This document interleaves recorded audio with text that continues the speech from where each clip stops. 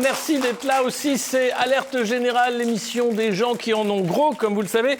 Et ce soir, on reçoit une voix singulière, unique, inclassable. Alexandre Jardin est avec nous. Bonsoir. Bonsoir. Alors, écrivain, on vous connaissait écrivain, mais maintenant lanceur d'alerte sur cette facture, oui, ouais, mais aussi fracture, les deux, qui ne cesse de s'aggraver entre la France d'en haut et la France d'en bas. On appelait ça à une certaine époque, la France de la déconnexion et la France de ceux qui ne peuvent plus payer le plein. Finalement, aujourd'hui, la question centrale, c'est où est-ce qu'on va ? Y a-t-il du mépris ? Le peuple peut-il reprendre le pouvoir ? Et est-ce que ce pouvoir hors sol, à un moment, va reprendre raison ? Ou faut-il une intervention non pas divine mais populaire, pour une reprise de contact avec le sol ou la réalité de nos chères élites. Ouais. À côté de vous ce soir, Nicolas. Bah oui. T'es avec nous. Bah, je suis là, je suis en pleine forme. La fracture du peuple, Antoine de Quélin. Merci d'être là, Antoine de Quélin. Antoine de Quélin. Ancien publicitaire et chroniqueur à Boulevard Voltaire. Vous avez aussi travaillé, je crois, dans la télévision, il y a une certaine époque. Alors avec vous deux, on va parler de cette facture et de cette fracture, de ces difficultés et des solutions aussi, puisqu'Alexandre Jardin, vous proposez quand même quelques pistes de réflexion et de solutions à cette reprise de pouvoir populaire. Mais avant de rentrer dans le vif du sujet, c'est le moment de l'édito de Nico.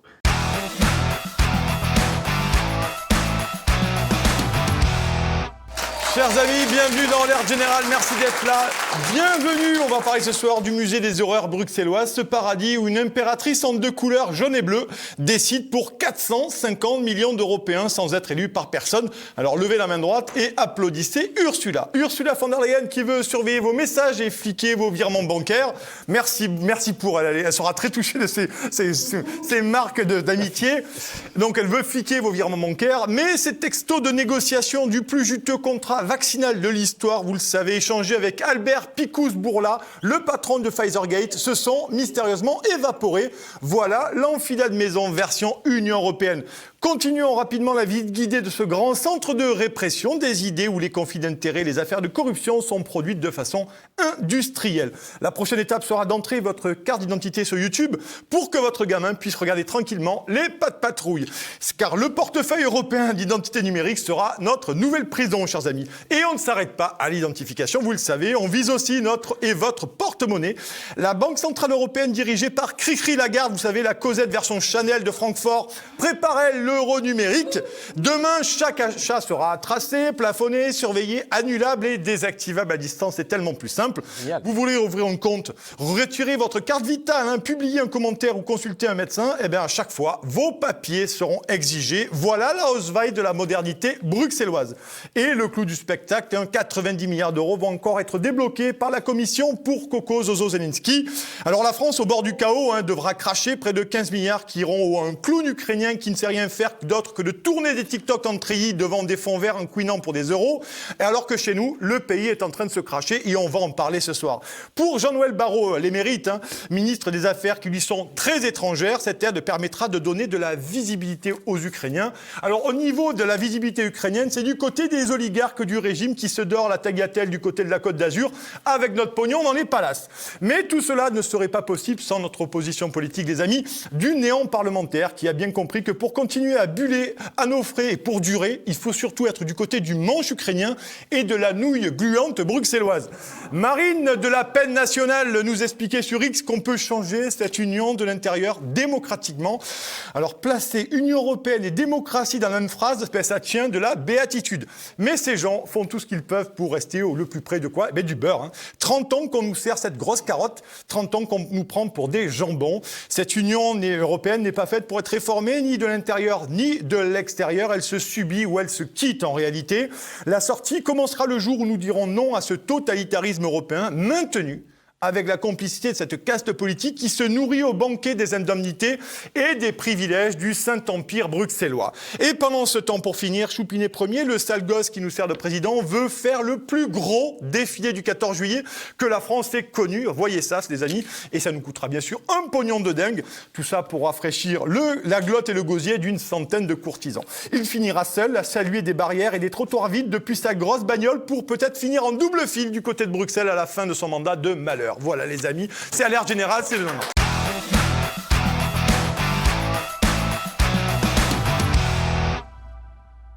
c'est vrai.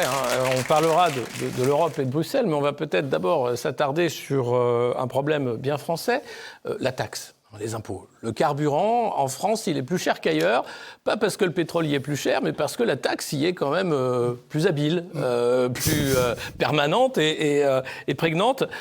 Pourquoi, Alexandre Jardin, aujourd'hui, le gouvernement s'entête à ne pas vouloir réduire les taxes sur le carburant, ou du moins plafonner les prix pour donner un peu d'air aux Français qui sont systématiquement asphyxiés? Alors d'abord, il va devoir le faire. C'est-à-dire que la question, c'est pas... pourquoi il ne le fait pas, mais pourquoi il ne l'a pas encore fait? Oui. Puisque, au rythme où les événements sont en train de s'accélérer, il y a bien un moment où il va être strictement impossible à un trop grand nombre de gens de tout simplement payer. Et de payer en continuant à manger. Et je pense principalement à tous ceux qui ont des enfants. Et qui vont se retrouver dans une situation, et qui sont en train de se retrouver déjà, mais là, c'est en train de s'accélérer. Donc, il va falloir faire des choix. Et jusqu'à présent, il n'a pas voulu faire de choix. Et je vais vous donner des masses financières pour que tout le monde puisse mesurer quel genre de choix on peut faire sans aggraver notre déficit budgétaire. Parce qu'évidemment, il est hors de question d'aggraver le déficit budgétaire. Vous avez quelque chose qui n'apparaît pas dans les taxes lorsque vous allez payer à la pompe, qui est caché. C'est en plus des taxes que vous connaissez, qui représente 21 centimes pour le gasoil et 17 centimes pour l'essence, et qui finance ce qu'on appelle des certificats d'économie d'énergie. Ce sont des obligations faites aux pétroliers, qui évidemment, ils vous font payer. Ils répercutent. Or, ces certificats d'économie d'énergie financent tout un tas d'usines à gaz qui ont été complètement démontées par, devinez qui? La Cour des comptes. C'est-à-dire que même la Cour des comptes est en train de dire qu'on est en train de faire des conneries. Bon. Donc ça, le gouvernement peut tout de suite, je dis bien tout de suite, demain matin, suspendre ces 21 centimes sur le gasoil et ces 17 centimes sur l'essence sans aucun impact budgétaire. Or, le bon sens, c'est au moins de suspendre le temps de la guerre. Mmh. Donc, je veux dire, entre une maman qui ne peut pas nourrir correctement ses enfants et puis des programmes attaqués par la Cour des comptes, c'est très vite fait. Donc, les certificats d'économie d'énergie, déjà, c'est 20 centimes que l'on peut retirer. Ensuite, il y a un deuxième choix. On dépense pour cette année, et ça va s'accélérer, en subvention à l'éolien et au solaire pour les nouvelles installations, dont nous n'avons pas besoin puisqu'on a une production qui excède de 20% notre consommation. C'est-à-dire qu'on est déjà en surproduction. Donc, en surproduction, dépenser 7 milliards de subventions directes, plus 7 milliards de subventions indirectes, ce sont en gros les raccordements. Parce que si vous mettez des éoliennes partout et trucs, à un moment, il faut tirer des câbles. Il faut les mettre à la prise, quoi. À un moment donné, il faut les mettre à la prise. Donc, tout ça fait 14 milliards. Si vous comptez les 14 milliards sur à peu près 10-12 mois, vous pouvez baisser de 40 centimes à la pompe. Si vous ajoutez les 20 centimes des certificats d'économie d'énergie, le minimum, c'est de baisser de 50 centimes, disons. Si on donne cette lisibilité, les gens qui nous écoutent, qui sont des parents, qui doivent arbitrer entre nourrir convenablement leurs enfants ou pas, donc déjà, si on donne un plan lisible, un truc de bon sens, donc nous, c'est ce qu'on demande dans le mouvement des gueux. C'est pas délirant, ce sont des choix.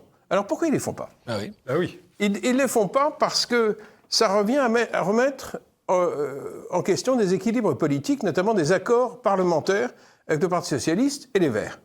Donc le gouvernement Lecornu a peur, tout simplement, de se faire renverser. Je pense qu'on doit demander au chef de l'État et au chef du gouvernement de mettre en priorité la population. C'est aussi bête que ça.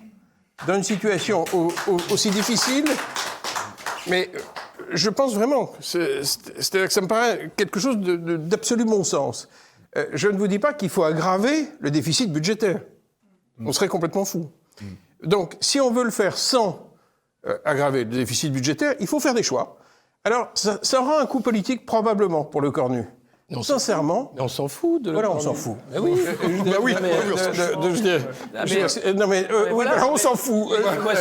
L'équation est assez facilement faite, en fait. Oui. Ouais. Donc, non, mais je comprends qu'il ait une réticence à l'idée de se faire virer. Mais Mais merde, ça devient immoral. Non, mais c'est même pas le corps nul, c'est le PS. Enfin, c'est tous ces accords débiles de partis pour des machins des usines à gaz qui ne servent à rien au quotidien des gens. Et ça, c'est systématique. Vous en pensez quoi, Antoine, de cette politique du mépris, finalement, de dire tant que les Français bougent pas, on continue la pression fiscale. Visiblement, ça passe. Ben, je crois que les Français vont leur sauter dessus, mais je sais pas quand. À la gorge. Le peuple. Déjà, je pense qu'ils vont débarquer dans les bureaux sans prévenir. Par exemple, Conseil d'État, Conseil constitutionnel, Arcom, tout ça. Et là, ça peut aller mal. Moi, je sens ça à force d'écouter tout ce que... Ouais. Mais il y a une colère, c'est ça. C'est-à-dire qu'on voit une colère qui est quand même très présente. Depuis les Gilets jaunes, elle n'a pas faibli, au contraire. Elle n'a fait que grossir. Elle est restée sourde parce qu'on a vu la violence de l'État, la répression extrêmement violente qu'il y a eu à l'époque des Gilets jaunes. Mais tous les Français n'en peuvent plus, en fait, d'Emmanuel Macron et de ses politiques antipopulaires. Disons que ça s'est aggravé c'est encore pire avec la crise pétrolière. Oui. On était déjà dans des situations d'effondrement de notre pouvoir d'achat. Maintenant, on est en dessous de la moyenne européenne. Donc, on a un système déjà qui ne marche plus. Mais là, tout à coup, ça devient complètement indécent. Alors, je pense que si ça ne bouge pas autant, tu m'as posé la question, je pense que ceux qui sont le plus dans la merde n'ont tout simplement pour l'instant pas les moyens de se révolter. C'est-à-dire que quand vous êtes une mère qui est très tendue, qui a tout le temps les jetons de voir sa carte bleue refusée, on n'y va pas. Et puis l'idée de monter à Paris, c'est très cher. En essence, ça coûte très cher, en billets de train. Donc il se trouve que le gros de la population qui habituellement bougerait... n'a plus les moyens de bouger. Tu penses que c'est une stratégie, Alexandre, toi, du gouvernement, en sachant très bien que, comme Borne l'avait dit, rappelle-toi, pour la réforme des retraites, elle avait dit à un moment donné qu'ils auront fait 10 jours de grève, ils n'auront plus de pognon, donc ils lèveront les palettes, ils retourneront bosser. Est-ce que c'est une forme de cynisme, finalement, du gouvernement qui le sait très bien ? D'évidence, oui. Mais souvent, on prête des pensées. Enfin, moi, dans ma vie, très souvent, j'ai prêté des pensées aux gens et j'étais à côté de la plaque. Parce que très souvent, ils pensent moins qu'on pense. Ah, mais ça, c'est sûr. Surtout eux. Non, mais souvent, les gens ils raisonnent à 8 jours près. Ils se disent comment on peut tenir encore 8 jours. Et donc, souvent, on prête d'immenses stratégies à des gens qui sont accablants. De logique de survie pour eux-mêmes. Moi, j'ai mis beaucoup de temps avant de l'admettre. Les accords transpartisans, etc. Et puis, une question sur les conseillers aussi. Le pouvoir isole, ça, c'est une réalité. Mais là, avec la Macronie, on a un pouvoir qui est plus isolé. C'est un pouvoir qui est en cellule capitonnée, qui n'a plus aucun contact avec la réalité et l'extérieur. Là, ce qui est très étonnant, c'est que, franchement, ça touche tout le monde autour de nous. Ça nous touche individuellement. Autour de soi, on voit bien, on a des gens qui peuvent plus. Moi, j'étais très frappé dans mon village par le nombre de gens qui, en ce moment, prennent un deuxième métier pour pouvoir payer leur transport pour pouvoir travailler. Ou bien par le nombre de gens qui demandent à leur patron de les mettre au chômage parce qu'ils préfèrent vivre avec l'indemnité plutôt que de payer pour aller travailler. C'est-à-dire, on est en train... Et puis tout ça est en train de s'accumuler et tout ça fabrique de l'inflation qui arrive maintenant dans la totalité de vos produits au marché. Donc, ça veut dire que la question du pouvoir d'achat, on doit la trancher. Mais quand je dis « on », c'est s'ils ne le font pas, nous, peuple, nous allons devoir le trancher. Et je reviendrai dans le débat public à la fin du mois de mai pour proposer des outils référendaires. Des outils référendaires pour... Des outils non tranchants. Très tranchants. Sur la guillotine. Oui. Non, mais c'est simple. On va avoir des problèmes. Quand il y a une situation insupportable, ou bien on se révolte, c'est ce qu'on a souvent connu dans notre histoire, les ronds-points, les trucs, ou bien on parie sur la démocratie. Et la démocratie, c'est quand même ce qu'on a trouvé de plus intelligent, et comme elle est bloquée, on va la refaire fonctionner nous-mêmes. Donc vous aurez bientôt un outil référendaire, et je voudrais reprendre, parce que souvent tu as dit qu'on pouvait se faire tracer avec sa carte d'identité. Il y a une technologie que les gens ne connaissent pas, forcément, parce que tout le monde n'est pas tech, qui s'appelle une technologie Zero Knowledge. Dans l'application que l'on va lancer, on va utiliser cette technologie qui fait que quand vous mettez votre carte d'identité, elle est scannée, la puce est scannée, et elle reste dans votre téléphone. Ça n'envoie aucune information. Donc il n'y a pas de fichier à voler parce qu'il n'y a pas de fichier. Donc c'est la seule manière de garantir l'identification, que vous êtes français, que vous n'avez pas voté 2 fois, sans que votre carte se balade. Et il ne faut surtout pas qu'elle se balade. Donc, on va utiliser la technologie Zero Knowledge. Honnêtement, vous savez tous que le centre ANTS s'est fait piller parce que le gouvernement ne fait pas ça. Il crée des gros fichiers. Et quand vous créez des gros fichiers, ben c'est volé un jour. Donc il faut que pour des raisons... Quand on veut s'identifier dorénavant, il faut le faire avec cette technologie qui est simple. Hein. On identifie et on envoie un numéro. Mais les informations de votre carte restent dans votre téléphone. Donc on ne pourra jamais remonter jusqu'à vous. Et puis ensuite, ça va où? Ça ne va pas sur un gros ordinateur, ça ne va pas dans un gros fichier. Ça va sur ce qu'on appelle une blockchain. Une blockchain, c'est quoi? C'est des millions d'ordinateurs dans le monde qui sont reliés par un code. Et donc vous avez un numéro et vous pouvez voir si on bricole, tout le monde peut voir. En fait, c'est transparent. Ouais. Donc les technologies qu'on a assemblées, à la fin du mois, les gens qui ont pris la responsabilité d'assembler tout ça, les gueux ont payé, mais on va en faire don au pays. Parce qu'on ne peut pas être propriétaire de la démocratie, mais on va devoir doter le pays d'une infrastructure parallèle. Alors, ça ne veut pas dire illégal, pas du tout. Il y a un processus constitutionnel habituel, mais qui ne marche pas. Donc on va faire marcher ça, et vous voyez tous que la différence entre une pétition, c'est des gens qui disent « je ne suis pas d'accord » ou « je suis d'accord ». Bon. Mais vous ne savez pas, si vous avez 1 million de gens qui disent oui pour une pétition, il y en a peut-être 12 qui ne sont pas d'accord. Vous n'avez pas le contre-champ. C'est pour ça que pour nous, ce qui est démocratique, c'est de permettre au peuple de dire oui ou non. Par exemple, les certificats d'économie d'énergie, les 20 centimes, est-ce que vous préférez qu'on baisse de 20 centimes tout de suite ou est-ce que vous préférez qu'ils continuent à financer ce qu'ils financent? Si la nation, par million, dit top, ben ça sera top. Parce que ce que j'ai appris dans la lutte pour faire tomber les ZFE, c'est que quand on embarque 80% d'un peuple, très bizarrement, le système pivote. On établit un rapport de force. Ouais. Eh bien, on va aller, bien sûr, on va continuer à en parler. Merci Alexandre Jardin d'être là, bien entendu. On était 2 millions dans la rue, ça n'a rien fait. On va en parler justement. Et on va en parler, on va parler. Super transition à notre ami. Allez, immédiatement.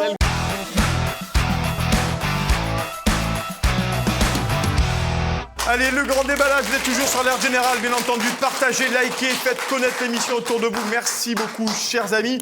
On va en parler de ça, finalement. Il y a une question que sur laquelle je voulais qu'on revienne, Alexandre, là-dessus, parce qu'elle est passionnante. Enfin, moi, je pense qu'elle nous passionne tous. Et puis après, l'apathie populaire. Comment? L'apathie populaire. Oui. Est-ce qu'il y a une véritable problématique? On sait tous, autour de nous, on a des gens qui n'en ont rien à faire, qui s'en secouent la noisette et qui te disent, bon, moi, ça va pour moi, tranquillement, et finalement, ce qui se passe ailleurs, il n'y a aucune réalité. Alors, il y a une réalité économique, mais ils ne font pas le lien entre la décision politique et leur déclassement économique. Comment, toi, tu l'anticipes, toi, cette apathie populaire que tu connais maintenant? Parce qu'avec les gueux, bien entendu, il y a des gueux aussi qui sont déconnectés aussi. Hein. Alors, je pense qu'il y a une apathie générale, mais pas particulière sur certains thèmes. Or, les référendums, ils vont parler de thèmes très précis. Et que je pense qu'on peut tout à fait mobiliser dans notre pays sur des choses précises. Lorsque je vous parle des certificats d'économie d'énergie, baisser 20 centimes, je ne suis pas en train de vous refaire le monde, je dis, est-ce que oui ou non on le fait? Et là, il y a des millions de gens. Ensuite, monsieur a dit quelque chose d'extrêmement fort. Il a dit, à un moment, on était 2 millions et tout le monde s'en est foutu. Je pense que c'est vrai, à certains moments, c'est beaucoup moins vrai en période électorale. Parce qu'on va rentrer dans une année où si le peuple commence à exprimer des préférences, c'est pas la même chose avant une élection parce qu'ils ont tous peur. Structurellement, ils ont peur. Alors, pour des raisons évidentes. Mais il faudra... Je vais vous répéter je crois que c'est Lénine. Alors, d'abord, c'est pas lui qui va compter. On va résumer parce qu'on n'entend pas, il n'y a pas de micro. On ne te voit pas à la caméra, c'est pour ça, mais merci, voilà. Alors, oui, je vais répondre. Voilà. Alors, pour résumer, donc oui, ce qui compte, c'est pas ceux qui votent, mais ceux qui comptent les votes, finalement, et de se dire... Alors, ceux qui vont compter les votes, ça sera l'association garante de la blockchain. Il est strictement impossible de trafiquer une blockchain par principe. C'est-à-dire, tout simplement parce que si on le fait, ben, ça se voit. Tout le monde le voit. Oui, oui. Donc, il y aura un résultat qui sera ce qu'il sera. À Noël, on aura lancé un grand nombre de sujets. On sera une nation qui aura commencé à exprimer des choix avant une élection. Donc, le débat français ne sera pas le même. Alors, le débat français, mais là, il y a un mot-clé, on sera une nation. Mais on est une nation membre de l'Union européenne. Oui. Et là, l'Union européenne, comme machin antidémocratique, on n'a pas trouvé mieux, à part l'URSS à une époque. Et là... Oui, c'est pas démocratique. Bon. Non, mais c'est antidémocratique. C'est-à-dire qu'il y a des décrets, il y a des lois qui sont vaguement discutées dans un parlement fantoche qu'est le Parlement européen, et au final, on a des dirigeants fantoches qui sont là pour appliquer ces lois-là. Qu'est-ce qu'on fait pour changer ça ? Parce qu'on peut, effectivement, au niveau d'une nation, poser des questions, répondre, et dire, bon, on va faire ça, puis à la fin, on arrivera, on dit, ah non, vous pouvez pas. Parce qu'en fait, article 42.13... Alors, sauf s'il y a un grand référendum qui pose la question fondamentale de la supériorité du droit français. Et justement, sur l'Union. Macron, on le sait, depuis 10 ans, n'a jamais voulu de référendum. Comment on fait pour obtenir un référendum ? Pourtant, il en parle. Là, il n'y aurait pas d'apathie. Je pense à des bien bonnes sûr qu'il n'y aurait questions. pas d'apathie. Il n'y aurait pas d'apathie. Il n'y a pas de référendum. Comment on fait ? Eh bien, puisqu'il ne veut pas poser la question, nous allons à un moment la poser. C'est-à-dire que nous allons la poser avec nos propres outils, et je vous jure que si vous êtes 5, 6, 7, 8, 9, 10 millions à répondre à 78, 82, je ne connais pas le résultat. On se doute bien que le résultat est très élevé. Si la nation entre dans son année électorale en ayant puissamment exprimé, mesuré, en fait, pour compter, il faut se compter. Oui, c'est aussi compteur d'ailleurs pour l'immigration, vous avez bien vu, Philippe de Villafé, il y avait énormément de voix pour... Eh bien, je vais vous redire... un référendum. Je vais vous redire, si des gens veulent utiliser notre infrastructure pour poser ces questions-là, de manière claire, je dis bien de manière claire, parce que tout le monde a bien vu qu'à ce moment-là, il y avait eu plein de votes doubles ou triples. Il y a plein de rédactions qui avaient démontré ça. Donc, à un moment, la démocratie, c'est aussi utiliser des outils incontestables. Il faut être absolument propre. Donc, cessez de faire des choses qui sont un peu entre deux. Je ne vous dis pas qu'il n'y avait personne qui avait signé ça, mais à un moment, il faut que les chiffres soient absolument exacts et que les pourcentages soient exacts. Ensuite, l'énorme problème dans ce qu'ils ont fait, c'est qu'ils ont fait le plein d'un segment qui voulait dire ça. Mais on ne savait pas, en face, quel était le pourcentage de Français qui n'étaient pas d'accord. Alors la démocratie, c'est la liberté laissée à l'autre, même s'il nous défrise, d'exister. Donc, ce rapport de force... Alors, il y a plein de gens qui diront « Ouais, mais non, mais en fait, ça ne sert à rien d'établir un rapport de force. » Je ne l'ai pas cru dans le combat contre les ZFE. Et ce que j'ai appris, c'est l'extraordinaire lâcheté des systèmes.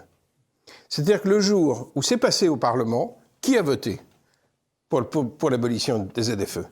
Les gens qui étaient pour, et les autres, ils sont partis à la buvette pisser. Ils ont été absents, parce qu'en réalité, numériquement, il n'y avait pas de majorité. En vrai, Et les gens qui se sont défilés, Alexandre. Oui, c'est ça. Mais pourquoi ils se sont défilés ? Parce qu'ils savaient que la campagne avait amené à révéler des chiffres très forts qui disaient que 80% du peuple n'en voulait pas. Et dans ces chiffres, je vais même vous dire des chiffres très précis, dans les sondages avant l'été, avant que le Parlement... que l'Assemblée nationale vote, je sais parce qu'on a commandé les sondages, et on avait demandé par affinité politique. Or, dans le camp des électeurs Macron, 66% étaient pour les gueux. Ils avaient convaincu 19% de leurs électeurs. Je peux vous dire que j'en ai fait des photocopies pour faire passer le chiffre, pour que leurs députés sachent que si ils maintenaient ça, ils étaient contre leurs électeurs. Donc, quand on fait une campagne et qu'on atteint des gros chiffres, des 78, des 80%, en réalité, on est majoritaire partout, y compris dans le camp de ceux qui sont censés être contre vous. Donc, quand j'ai compris ça, j'ai vu qu'il y avait une stratégie dite qu'on va qualifier de la stratégie du pipi, ils vont pisser. Ils ne viennent pas au moment du vote. Et je vous jure que ça s'est passé comme ça. Parce qu'en réalité, il n'y avait pas de majorité. Ils se sont tirés. Et ils se sont tirés parce qu'ils ne voulaient pas être sur le marché le samedi et encaisser le fait d'être... Non. Mais eux non plus n'ont pas lâché le truc, ceux qui militent pour les ZFE, et ils sont prêts à revenir par la case Conseil d'État, Conseil constitutionnel et Cour de justice européenne. Enfin, ils n'ont pas lâché non plus. Je vous garantis que s'il leur prend l'idée d'affronter la démocratie, le Parlement, le peuple, parce que le Parlement a quand même voté, les deux chambres ont quand même voté 4 fois. Bon. Donc s'il leur passait par la tête de le faire, je vous jure qu'on mettra ça dans nos référendums. Et qu'on en refera un combat, et je vous jure que des millions de Français vont venir signer ça. Parce que l'idée de commencer à trier les êtres humains en France, et l'idée d'empêcher des gens qui ont déjà des problèmes par-dessus la tête économiques, en leur disant qu'on vous vire des villes parce que malheureusement vous êtes des gueux, ça va pas extrêmement bien passer. Est-ce que finalement, en bons start-upers, ils n'ont pas simplement fait ce qu'on appelle un switch en disant les voitures au diesel n'ont plus le droit de rentrer dans les villes. Non, ce qu'on va faire, c'est qu'on va rendre prohibitif en fait le plein au diesel. Oui, et là, ils ont gagné. Oui, mais soyons francs. Avec l'idée de dire, mais acheter une voiture. Ils n'ont pas déclenché la gamme au Moyen-Orient. Non, bien sûr que non. Mais donc. En s'appuyant dessus, Alexandre, par exemple. En s'appuyant dessus, on se dit, tiens, c'est une aubaine. C'est une belle aubaine. D'ailleurs, on a plein de chiffres en disant que les Français, maintenant, se ruent sur les voitures électriques. Alors moi, mes voisins, il y en a personne qui veut acheter des voitures électriques. C'est inatteignable. Je n'y crois pas. Vous n'avez pas le moyen de payer à 2 ans, donc payez une voiture à 30 000 balles. C'est ce qui est dit. J'y crois pas. Ouais, moi non plus. Non, enfin, ça marche pas. On va voter. On va s'exprimer. Et on va l'être par millions. Et on va mettre la démocratie dans notre poche, sur nos téléphones. Et puis on va peser. De toute façon, la politique, c'est des rapports de force dans une société. Oui. On ne va pas se mettre derrière son petit doigt. À un moment, c'est des rapports de force. Ce qu'il faut, c'est qu'on permette à la population d'exercer un rapport de force en sa faveur, et non pas en leur faveur. En t'écoutant, ce qui est intéressant, c'est que sur ce combat contre les ZFE et les gueux, notamment, tu me diras si je me trompe, mais j'ai l'impression que tu as beaucoup appris aussi. Des rapports de force, de la capacité populaire aujourd'hui à faire reculer le gouvernement. On a compris qu'on finalement, tu as appris la stratégie politique avec les gueux, mais que tu t'es confronté à un monde, ce qui a été le cas des Gilets jaunes, non organisés, mais délibérément non organisés, et j'en ai déjà parlé 1000 fois de ça, et finalement, j'ai quand même l'impression que tu as vraiment appréhendé maintenant qu'est-ce qu'était le rapport de force avec un pouvoir politique comme il est aujourd'hui, manifestement. Je suis plus démocrate que jamais, après 1 an et demi de combat. C'est-à-dire que si on fait fonctionner la démocratie, on va se retrouver avec un pays assez sympa. Je veux dire, mais ça suppose que on sorte de ces blocages-là. Parce qu'aujourd'hui, le référendum, vous savez, on sait tous très bien que si Emmanuel Macron pose une question, il peut poser n'importe quelle question, ça sera non. Bon, ça sera non. Donc, il ne va jamais poser la moindre question, parce que même si elle nous était favorable, non. Les Français seraient tellement en colère que... oui. Oui, voilà. En plus, on n'y croit plus, parce qu'on sait que par la voie légale... 2005. Évidemment. Voilà. Donc, en plus, on n'a même pas confiance dans leur... Bon. Donc, ça veut dire... Or, souvenez-vous qu'en 2005, quand les Français ont voté, moi, je me souviens, les gens sont rentrés chez eux, ils n'ont même pas imaginé qu'il fallait établir un rapport de force avec la classe politique. Ils ont cru qu'ils avaient voté. Oui, tout simplement. Personne à l'époque n'avait imaginé que 2 ans plus tard... Justement, enfin, il y a une telle habitude qui a été prise au sein des cercles de pouvoir de mépriser le peuple, de lui passer par-dessus, de l'écraser, de ne pas respecter la parole populaire. Qu'est-ce qui ferait qu'une application changerait la donne ? Le rapport de force. Mais en quoi ? Parce que tant qu'il n'est pas physique, ce rapport de force, finalement, ils vont dire ils peuvent faire des pétitions, ils peuvent faire des référendums sur des applis, ils peuvent faire ce qu'ils veulent. À la fin, c'est nous qu'on vote, c'est nous qui décidons. Et puis, une fois qu'on est dans notre siège, on peut faire des promesses de campagne. Mais attention, les promesses n'engagent que ceux qui les croient. Voilà. Et après, à Noël, ce qu'il faudrait, c'est changer aussi la Constitution, le mandat impératif, révocatoire, enfin ce genre de choses. Tout à fait. Eh bien, nous verrons bien combien nous serons à Noël. On verra bien. On verra combien de Français auront eu la dignité de s'exprimer, de dire ce qu'ils veulent.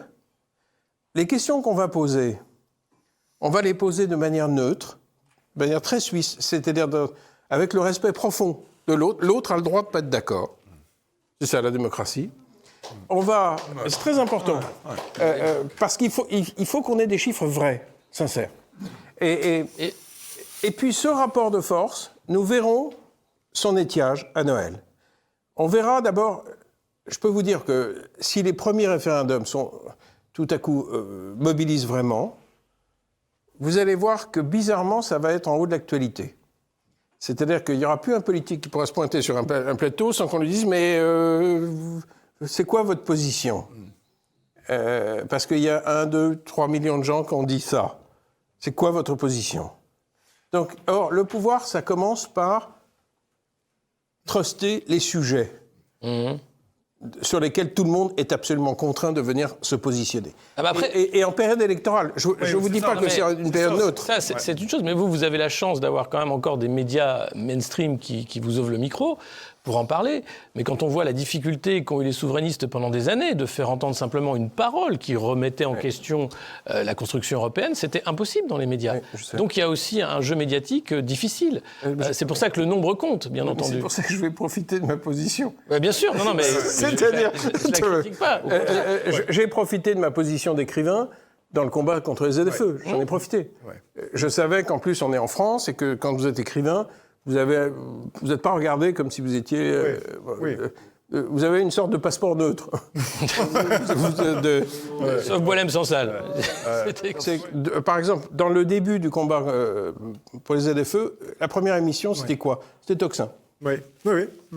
C'était Tocsin. Bon. La deuxième émission, c'était Pascal Praud. Et puis à un moment, ça sortait pas. Et puis j'ai pris la décision de publier un livre, Les Gueux, un livre, et aussi de sortir un livre à 4,90.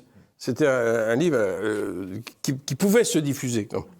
Et à ce moment-là, je me suis retrouvé sur France Inter. À ce moment-là, je me suis retrouvé sur France 2. Parce qu'ils ont aussi invité un auteur qui Ça a été quoi l'accueil, Alexandre? Quand tu commences à aller là, parce que ces médias-là, avec les Gilets jaunes, ils n'ont pas été tendres pour les avoir suivis dès le début. Comment ça a été l'accueil? Toi, qui connais ce milieu-là, qui connais les codes aussi du journalisme. Eh bien, par exemple, je me souviens très bien de la matinale de France Inter. Qu'est-ce que j'ai fait? J'ai parlé de la question sociale.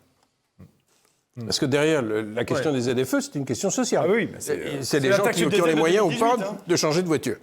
Et donc, j'ai mis les pieds dans le plat sur est-ce qu'on est d'accord pour organiser une ségrégation sociale? C'est ce qui était le cas, oui. Ce qui était le cas. Eh bien, je me souviens du présentateur, il était plutôt d'accord. Parce qu'à un moment donné, quand on disait la vérité, c'était non pas des arrangements politicaux, mais la vraie vérité, ce qui se passait, on est arrivé à élargir. Mais on n'est pas arrivé à 80% sans aller partout. À un moment, il faut y aller. Et dans d'autres émissions, je me suis fait un peu insulter. Mais si vous voulez défendre les gens, il faut accepter ça. Toi, ça t'arrive Ah nous, on n'est plus invités. Nous. C'est plus simple. Allô Personne de téléphone. Quand on crachait sur le pass sanitaire, parce que c'était exactement la même chose, faire du tri entre les gens, alors là, ça a été la fin de tout. Voilà. On ne pouvait pas être contre cette politique du bouc émissaire du pass sanitaire, totalement anticonstitutionnelle par ailleurs. Et sans humanité. Ça s'est passé comme ça. Ce que je peux vous dire, c'est que ça ne s'est pas passé comme ça sur les ZFE. Et surtout, chose beaucoup plus importante, je pense que tout le monde a compris dans le pays qu'on pouvait gagner. Parce que franchement, le premier jour, c'était pas évident. À l'époque, janvier 2025, les communes avaient déjà acheté les panneaux. Vous vous souvenez, ils installaient tout. Ils avaient tout installé. À Montpellier, c'était mis déjà aux normes et tout. Ils avaient mis des radars infrarouges, des drones. En janvier, c'était comme ça.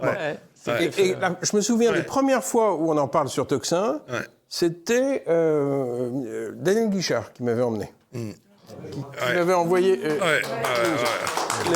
me souviens, il m'avait envoyé un texte magnifique.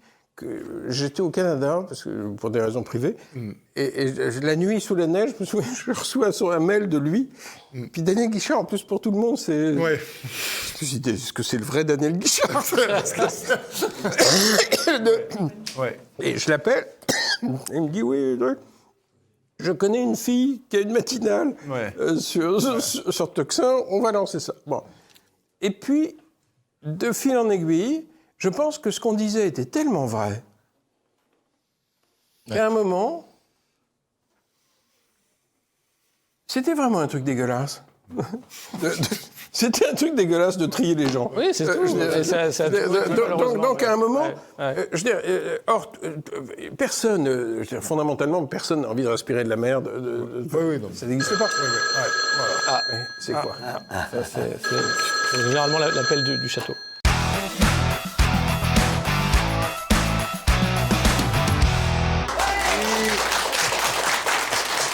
Oui, château. Bonsoir, monsieur le conseiller. Oui. Comment va Nemo Il va bien. Et il se fait à l'idée de changer de niche, là, bientôt. Oui. Le français. Oui. C'est vrai. Mais écoutez, je vais en parler à monsieur Jardin, qui est avec nous ce soir, qui vous salue. Peut-être vous l'avez croisé. Et très bien. Eh bien, écoutez, dans 15 jours, hein, comme d'habitude. L'Arcom ? Non, pas ce soir. Mes amitiés à madame, au revoir. Voilà. Comme d'habitude. On a toujours l'appel du château dans cette émission. Et là-bas, on trouve que les Français exagèrent. Ouais. Les taxes, ça va, mais les prix sont normaux. Et puis, comme vous le dites, il ne faut pas creuser la dette. Donc, et derrière, il y a des engagements quand même climatiques qui ont été pris. On ne va pas mettre tout ça à la poubelle. Alors, on va mettre tout ça à la poubelle parce que ça n'a rien à voir avec les engagements climatiques. Parce que les éoliennes, couper les subventions aux éoliennes, ça consiste à vouloir décarboner de l'énergie qui est déjà décarbonée. Ah, pour nous, oui. Puisque l'énergie nucléaire et hydraulique, si vous la remplacez par de l'éolienne, ça veut dire que c'est du décarboné contre du décarboné. Donc c'est les Shadocks. Mais complètement. C'est complètement les Shadocks. Donc c'est pas une histoire d'écologie, c'est une histoire de gros sous et de privatisation lente de l'électricité française par des groupes privés qui utilisent les taxes de vos factures. C'est un coup tordu immonde. Donc c'est non seulement pas écolo, enfin c'est pas plus écolo que la solution d'avant, mais ce qui est sûr, c'est que c'est un gros coup fourré avec des gros actionnaires et des fonds de pension étrangers qui se goinfrent là-dedans. Donc tout ça est parfaitement immoral. Donc on va les amener à couper ça, et ils vont devoir le faire. Là, en venant, je regardais ce que le Cornu venait de déclarer. Il disait, oui, mais on va rester dans le ciblage, mais ça va changer d'intensité, mais en restant dans le ciblage. Oui. Mais pour moi, ce qui me préoccupe le plus, vraiment, c'est la mère de famille, et qui doit faire ses courses et qui doit arbitrer. Or, celle-là, elle est tout le temps hors de leur ciblage. Ah ben oui.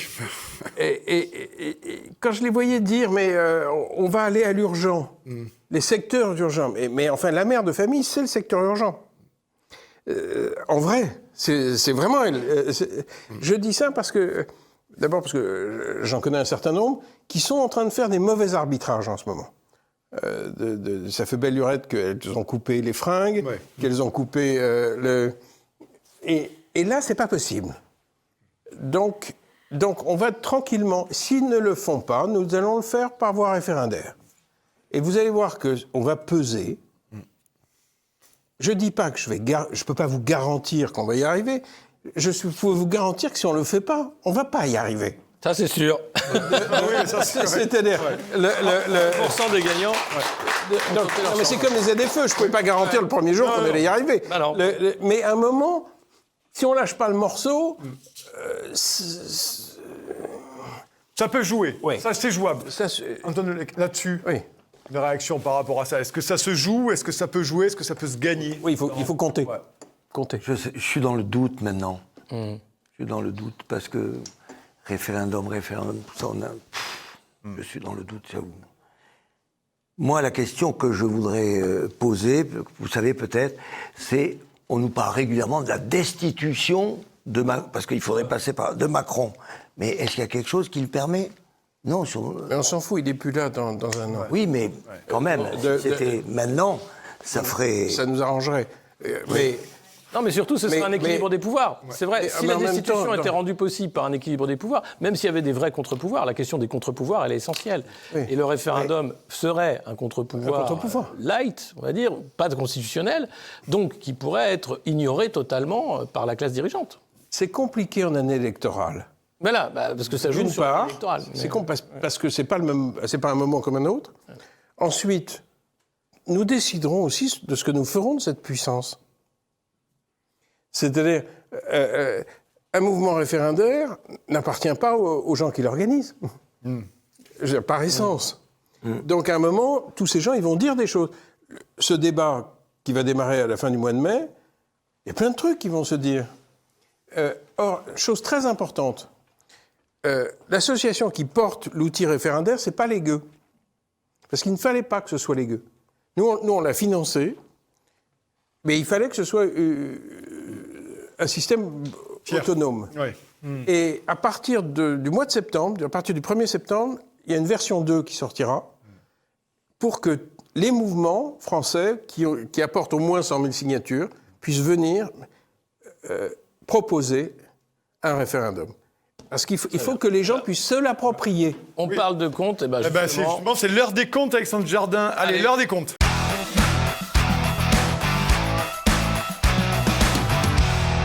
Vous êtes toujours sur Alerte Générale. Merci beaucoup, chers amis. On parle de comptes avec Alexandre Jardin, notamment. Et vous savez, vous le connaissez, c'est la rubrique. On est allé vous chercher 2 séquences très intéressantes. La première, franchement, si vous ne l'avez pas vue, vous la revoyez, mettez-la à vous en signé et regardez-la tous les dimanches matins. Ça vous donne beaucoup de sourires et beaucoup d'espoir. On la regarde. Édouard Philippe. Il y a une colère rentrée dans la population française qui va exploser. Et je termine mon propos après avoir présenté toute une série de choses qu'on va faire sur l'idée que pour éviter la colère d'Achille, il faut la ruse d'Ulysse. Et que donc, face à cette colère potentielle qui va se déclencher, il faut être rusé. L'idée que la société française était comprimée, était angoissée, était désemparée, et que donc elle pouvait craquer, était une idée que j'avais en tête en juillet 2018. On ne sait jamais laquelle des gouttes est la dernière. Ça, on ne sait pas.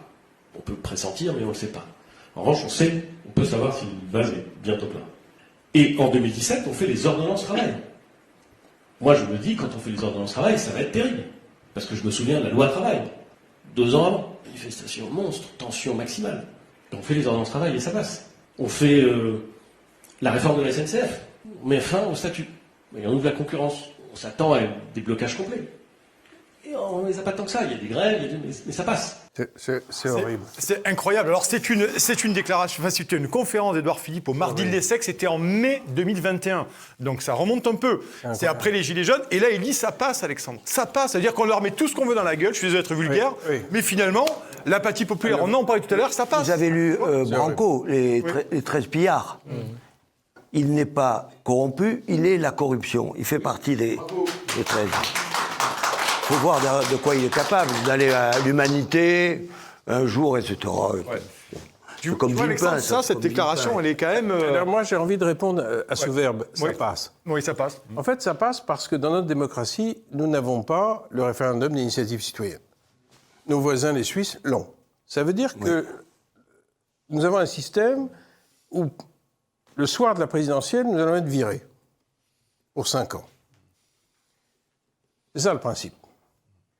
Or, ce qu'on va porter dans les combats référendaires, c'est aussi, par la pratique, que les gens se rendent compte que c'est commode pour faire leur plein, pour leur facture d'électricité, pour des choses extrêmement concrètes. Et un de nos objectifs, c'est d'imposer à l'ensemble de notre système l'établissement en France d'une démocratie référendaire directe. Je ne veux pas que mon peuple soit viré, quelle que soit la personne élue. Je ne veux pas qu'on soit viré le soir de l'élection. Et que cette personne en Suisse, ils ne sont pas virés. Alors, il reste des citoyens. Il reste des citoyens, mais voyez comment, là-haut, on traite les citoyens. Deuxième extrait, avec le conseiller communication de François Hollande lors de son... C'est pendant les Gilets jaunes. Lors de son premier et seul mandat. Ouais, seul mandat.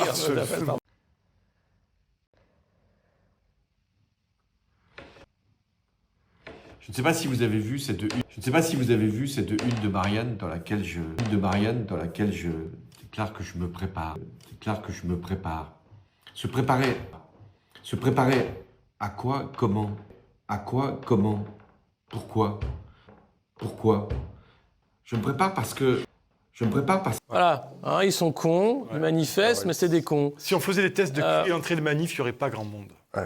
Tu imagines comme Antoine de Gaspard Ganzer, qui était conseiller de communication spéciale de François Hollande, socialiste de son État. Descendant. Mais on restera dans la culture du mépris tant qu'on n'aura pas un pouvoir référendaire. On va pas se mettre autour du... Je veux dire, en Suisse, ils sont obligés d'écouter leur peuple parce que quand le Parlement ou un canton prend une décision, il peut être invalidé. Donc, tout simplement, avant de prendre les ZFE, jamais ça serait arrivé en Suisse. Parce que les élus auraient bien compris que la population n'aurait pas toléré. Est-ce que, Alexandre, c'est intéressant dans ces extraits-là, ce qui me semble intéressant, c'est finalement, est-ce que tu avais conscience de ce profond mépris de classe, de cette caste-là qui avait un profond... On l'a vu pendant les Gilets jaunes notamment. Oui. Est-ce que toi, avant de t'attaquer les ZFE et de t'engager là-dedans, est-ce que tu avais conscience de ce... qui s'appelle vraiment, c'est presque même plus qu'un mépris. Hein. On est un peu au-delà sémantiquement que du mépris. Hein. Considérer une partie des Français comme des abrutis quand même. Mais ça a un nom, ça. Ouais. Considérer une autre partie de la population comme débile. C'est vraiment le mot. Ça flirte avec... C'est vraiment le mot. En plus, c'est pire que du mépris. Oui. Ah oui. Parce que il y a le mépris qui consiste à te dire que tu es une merde et à ne même pas te voir. Oui. Or, quand on a commencé à lutter contre les ZFE, un ami haut fonctionnaire me dit « Mais il faut que je te trouve l'étude d'impact de la loi. » Oui. Donc, on trouve l'étude d'impact. Ça faisait une demi-page. Il n'avait même pas compté les gueux. Ça veut dire qu'il n'avait même pas, dans la loi, évalué combien de véhicules ça concernait et combien d'êtres humains. Ils s'en foutent. Ils s'en foutaient. C'est-à-dire que, or, c'était 11 millions de véhicules, plus de 20 millions de gens. Et de l'étude d'impact, on ne les avait même pas vus. C'était horrible. Le texte, franchement, c'était épouvantable. Et ensuite, je me souviens, un soir, j'étais parlé à des sénateurs, et je lui ai dit, mais je t'ai regardé, tu as voté ça. Qu'est-ce qui t'a pris? Non mais qu'est-ce qui t'a pris? La qualité de l'air, le climat, tout ça, quand même. Oui, voilà, la bien-être des populations. Mais c'était des réponses tellement générales, tellement atterrantes. Et personne n'avait même lu le texte de la loi. Pourquoi le lire? Pourquoi lire? C'est-à-dire qu'ils l'avaient lu. Ils avaient voté comme ça parce qu'il fallait purifier l'air. Donc... Alors, justement, le mépris... Oui. On continue encore pire. On fera ça au bar après, messieurs, dames. Mais ça dit quoi, une dernière question pour clore cette rubrique, ça dit quoi finalement aussi de notre représentation parlementaire? Parce que quand même, je ne dis pas que tous ne bossent pas, mais tout de même, nous qui sommes journalistes politiques avec Alexis, il y a quand même des gens qui ne savent pas quoi ils votent, qu'est-ce qu'ils votent et quels sont les contenus des textes, des projets de loi et propositions de loi. Toi, ça te dit quoi finalement de nos représentants? Tu parlais du RIC et du référendum, ça dit quoi de nos représentants aujourd'hui? Alors, je pense que quand on atteint ce genre d'inconduite, c'est-à-dire quelqu'un qui vote un texte sans le lire, ce qui est quand même emmerdant, je pense que c'est aussi un problème de système. C'est un problème de système. C'était, chez nos voisins helvètes, vous avez 96% des lois fédérales votées par le Parlement fédéral qui sont votées par le Parlement, d'une manière très classique. Sauf qu'ils savent que s'ils déconnent, ils prennent dans les dents un référendum qui invalide la loi. Voilà. Ça veut dire que quand vous êtes auditionné là-bas, le parlementaire, il fait gaffe. Mais parce qu'il est structurellement obligé de faire gaffe. Alors que moi, j'ai participé, vous arrivez à des auditions parlementaires, c'est un club mondain. Oui, c'est ça. Ouais. C'est-à-dire qu'en fait, tout le monde s'en fout. Oui. Parce que le citoyen qui est en face, il n'a pas de pouvoir. Il est viré pour 5 ans. Eh oui, il faut le mandat. Donc il n'y a pas de... donc la culture du mépris... Alors la culture du mépris, justement, il y en a dont c'est le métier et qui la pondent en plateau. La Minute Mainstream, mesdames et messieurs.